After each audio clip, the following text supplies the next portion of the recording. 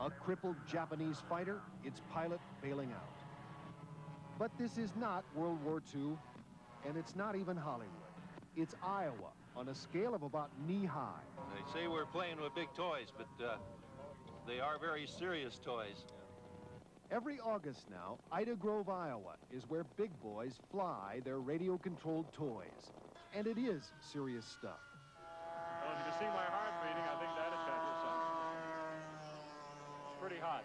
Engineers, teachers, retirees, hundreds of dollars and hours go into their planes, and troubling experiences too. But authenticity is often as important as happy landings. It gets you away from the office, it gets you away from the business. I think that it keeps you sane and keeps the blood pressure down. But none of this would happen without Byron Godberson. A wealthy manufacturer, Godberson took to model airplanes and decided to make and sell them too.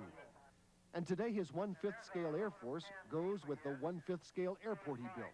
But Godberson's passions go beyond his planes. News.